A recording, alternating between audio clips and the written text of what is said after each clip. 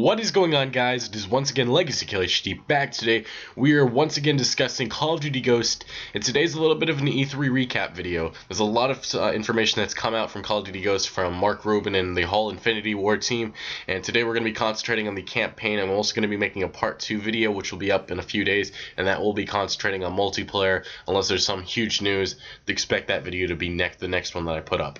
Anyway, we're going to be concentrating on a lot of stuff. We're going to be concentrating on the massive event. We actually have some E3 exclusive gameplay pictures, and I'm not sure about video, but if I do find video, I'll put it up in this one. But we have pictures of the massive event, the apocalypse that happens in America.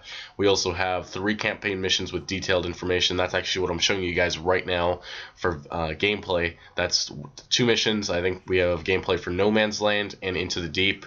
We'll get into the information for those missions. And we also have some protagonist and antagonist information. Sorry, a little stutter right there. And we're also going to be going through some of the weapons and characters. That's basically the outline for this video. So first, let's start with the massive event, or the apocalypse event. So like I said, guys, there was some E3 exclusive, and which showed some gameplay pictures and a video of it. That there was actually video but was not recorded and shown to the public. Is just a special thing for people who went to E3. And basically this confirms rods will be hacked from the Odin space station, and the US government has minutes to evacuate cities.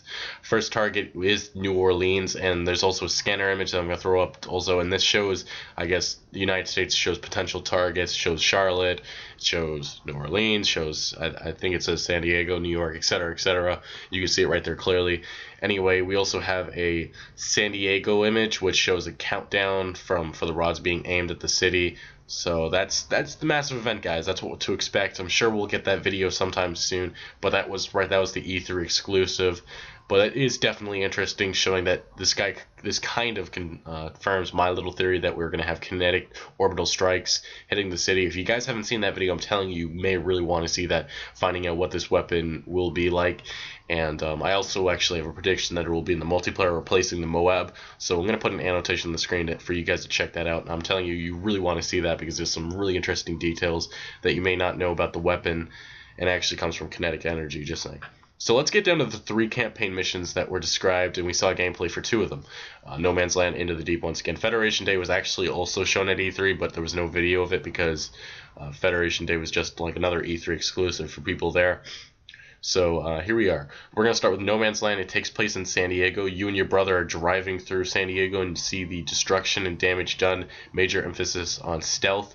Reach a crater where you need hazmat suits and gas masks, basically just showing how much of the radiation is still there. Obviously, if some type of a weapon of mass destruction attacks the city or any place, it's going to take probably, I would think, decades or even centuries for the radiation to clear.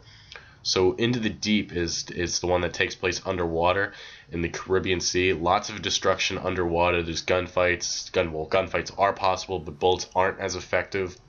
You get attacked multiple times, and you're actually weak compared to enemy. And if you guys see in the gameplay, you can tell the weapon that's actually being used is the APS, and you can tell it goes slower. The weapons feel a little bit like less effective than weapons, I guess, up in the environment, not necessarily underwater, I guess. I'm not sure if I said that right. Anyway, now Federation Day. This place takes place in the capital of Venezuela, Caracas. Sorry, I'm not sure if I said that right. I believe that's the capital. Anyway, the level opens up with the ghosts atop of a skyscraper in the Venezuelan capital. Okay, it is the capital. Helicopters pass overhead, dropping crates containing powerful harpoon cannons, which the player uses to reach a tower in the distance. As the team attaches and begin their high-altitude zipline ride across the gap, fireworks explode around them as part of the holiday celebration in the city, which I would think that would be the Federation Day, obviously, which everybody's all celebrating. So I guess Venezuela is going to be a really big part of this, and actually there's a lot of, I think I'm going to be saying this later on in this video, but the story is going to be taking place basically in the South America oil regions. I guess for some reason that is going to be a major thing, a major storyline throughout the campaign. So we're going to get to the, actually I'm going to move on, because that's actually, I think, part of the next part of the video that we'll be discussing. So actually, let's talk about the dog. You know, the dog got its name, and you'll be able to use the camera to control him, and you can make him bark and attack enemies with him. I think you guys can see that in the gameplay that I present to you right now, or later on, or before. Anyway, it's going to be really interesting how the dog will play a role. A lot of people are speculating he's going to die, and something tells me the dog will die just because of how much Mark Rubin has said that they kind of just brought him in as an extra later on into the campaign. So I'm really hesitant on saying that this dog's not going to die. You know, that's the joke everybody's saying, dog's going to die.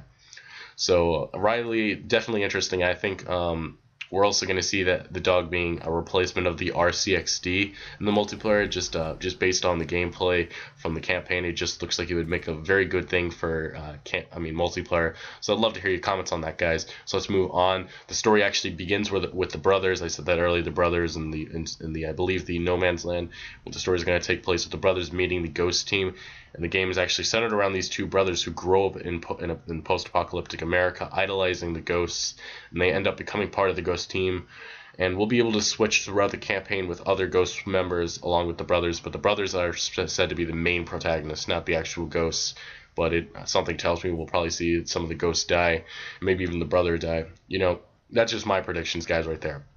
So let's get down to, like I said earlier, guys, the game is focused on South America, oil region. The enemy is said to be a South American fictional federation. No Russian enemy in this one. Actually, it was kind of funny. I was watching E3. Mark Rubin actually said, like, I guess a bunch of Russian fans of Call of Duty sent him a message like, is Russia going to be an enemy this time again? Because we're kind of tired of it. And actually, Mark Rubin confirmed that there will be no Russian enemy this time. So expect it to be South America, guys, some type of federation forming up. Obviously, I think it's going to be involving Venezuela because of the emphasis on it. Maybe even that maybe the main country or main part of it. So tell me in the comments what you guys think of that. Think of South America being the main threat in this game. And Infinity Ward has also been emphasizing a lot of time basically on the emotional attachment to the characters. You know, they talk about the dog, they talk about the brothers, and for some reason I just get the feeling this campaign is going to be one of the best. And they also put a lot of emphasis on the Hollywood talent they brought in, the guy who did Syria the movie and a bunch of other ones. I'm not sure what his name is right now, Stephen Gakhan or something like that. I forget. Just like I said, I'm not paying attention to notes right now. Actually, I was, but anyway, Stephen Goggin, he's supposed to be working with the story, so it's going to be definitely interesting to see how this Hollywood talent how their input helps and makes this story amazing, which I believe will be amazing. So we also got a good look at the M4A1, which a lot of people are speculating that could have just been a placeholder and may have not been in the game, but we saw a lot of it in No Man's Land, and I think it's basically confirmed that we're going to see the M4A1 a lot more. We also saw the APS in action. And definitely the APS looks like a really fun weapon. A lot of people have been saying that it's going to be a fun weapon to use. And it doesn't look as effective as what I think something tells me in the multiplayer. If it is in the multiplayer, it's not going to be as effective as maybe one of the main weapons that we'll be seeing. So I'm not really sure how it's going to play a role in it. Anyway, guys, that's all I have for you today. A little bit of stuttery commentary, I know, because there's a lot to discuss, and I have a lot of notes in front of me. A lot of it was just going away from the notes and just saying it randomly, giving my opinions on it. I would love to hear what you guys think about everything in this video. Tell me in the comments, guys. This has been a longer video, but like I said, it's an E3 recap video of Call of Duty Ghosts, so a lot of information given. Anyway, the multiplayer part of this video in a few more days, like I said, start you guys. Anyway, if you're interested in more Call of Duty Ghost information, click the video below. That will basically have, I think it's going through like the vehicles and some of the multiplayer map ideas. Anyway, I'm going to stop blabbing off. Thanks for watching, guys. Make sure to smack that like button, comment telling me what you guys think, and subscribe. I'm Legacy Kill HD, and I'm out.